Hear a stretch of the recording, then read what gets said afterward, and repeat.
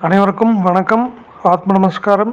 ஜெய்குரு. சுவாமி ராமதீர்த்த பரமஹம்சரோட ராமதீர்த்த பரமஹம்ச விஜயம் நூலை வாசிச்சுட்டு இதோட கருத்துக்களை நம்ம சிந்தனை செஞ்சுட்டு இருக்கோம். இன்னைக்கு நம்ம 26வது அத்தியாயமான கடவுள் நன்றியுள்ளவர் அப்படிங்கிற தலைப்பில் வர விஷயத்த இன்னைக்கு நம்ம சிந்தனை செஞ்சு பார்ப்போம். இது ரெண்டும் சாமி ஒரு கதையை சொல்கிறாரு. இது ரெண்டு பகுதியாக இன்னைக்கு நாளைக்கு அப்படிங்கிற அத்தியாயமாக நம்ம பார்ப்போம். இதில் என்ன எழுதியிருக்காரு அப்படின்னா, ஒரு இளவரசனை பற்றின கதை இது. இளவரசனுக்கு ஒரு அரசவையில் ஒரு இளவரசன் இருக்கிறாரு. அவருக்கு திருமணம் செஞ்சுக்காமையே அவர் இருக்கிறாரு. அவர் இப்படியே இருந்தால் பிரம்மச்சாரி ஆயிடுவான் அப்படின்னு சொல்லிட்டு அந்த அரசனை கிண்டல் பண்ணணும் அப்படிங்கிறதுக்காக, அந்த இளவரசனை கிண்டல் பண்ணணும் அப்படிங்கிறதுக்காக அந்த அரசன் ஒரு 10 பேர்த்த கூடயே பின்னாடி போயிட்டு, யாரை கல்யாணம் பண்ணிக்க போகிற, ஏரிக்கு போனாலும் ஏரியை கல்யாணம் பண்ணிக்க போறியா, இல்லை ஒரு ஒரு கல்லை பார்த்தானா கல்லை கல்யாணம் பண்ணிக்க போறியா, ஒரு கட்டையை பார்த்தா கட்டையை கல்யாணம் பண்ணிக்க போறியா, இப்படி எல்லாத்த பார்த்தாலும் நீ எவனை கல்யாணம் பண்ணிக்க போறியா இவனை கல்யாணம் பண்ணிக்க போறியானே போட்டு டார்ச்சர் பண்ணிட்டு இருந்தாங்களாமா. இவனுக்காகவே நம்ம கல்யாணம் பண்ணிக்கணும்டா நினச்ச ஒரு இந்த இளவரசன் ஒரு ஒரு ஊர் வழியாக நடந்து போகையில் ஒரு ஏழை பெண் அவங்க அப்பாவுக்கு சேவகம் செஞ்சுட்டு இருந்ததாமா. அவங்க அப்பாவை குளிச்சுட்டு அவங்க அப்பாவுக்கான வேலைகள் எல்லாம் செஞ்சு வயசான அந்த அப்பாவுக்கு உட்கார வச்சு ஊஞ்சலாட்டிட்டு இருக்கிறத இந்த இளவரசன் கவனிச்சானாமா.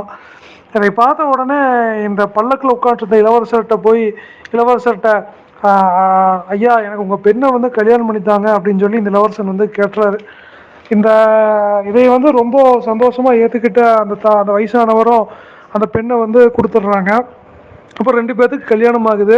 கல்யாணமாகி குழந்தையும் பிறகுது. ஆனால் இந்த பெண்ணை அந்த அரசவையில் இருக்கிற மந்திரிமார்கள் யாருமே ஏற்றுக்கல. ஏன்னா தாழ்த்த குணத்தை சேர்ந்த பெண்ணு அப்படின்னு சொல்லி நினச்சிட்டு இருக்கிறாங்க.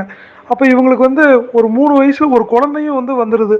ஆனால் இந்த குழந்தைய அரியணை ஏறுறதுக்கு அவங்க விட மாட்டேங்கிறாங்க. அந்த ராஜ்யத்தில் இருக்கிறவங்க விட மாட்டேங்கிறாங்க. ஏன்னா இவங்க தாழ்ந்த குணத்திலிருந்து வந்த ஒரு பெண்ணு. அதனால் இந்த ரத்தம் நம்மளோட அரசவையோட ரத்தம் கிடையாது. அதனால் இவங்களை நம்ம ஏற்றுக்க முடியாது அப்படின்னு சொல்லி அந்த அரசர்கிட்ட சொல்கிறாங்க.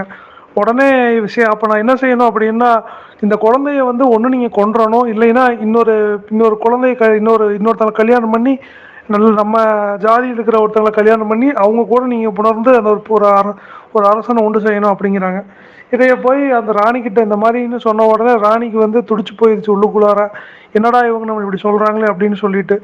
அப்புறம் அந்த ராணி இதை கேட்டுட்டு தன்னோட பழைய இந்த ராணியோட உடையை போட்டுட்டு இருந்தவங்க பழைய புடவையே கட்டிட்டு, அப்போவே நான் சந்தோஷமாக தான் இருந்தேன், இந்த உடை நான் போட்டுட்டு இருக்கும்போது ரொம்ப சந்தோஷமாக தான் உணர்ந்தேன். ஆனால் எப்போ இந்த ராணிங்கிற வேஷத்தை நான் தரிக்க ஆரம்பித்தனோ அப்போ இருந்து என்னோட மன நிம்மதி சந்தோஷம் எல்லாமே பறி போயிடுச்சு. எனக்கு இது வேண்டாம் அப்படின்னு சொல்லிட்டு நினச்சிட்டு பழைய வீட்டுக்கே கிளம்பி வந்துடுறாங்களாமா.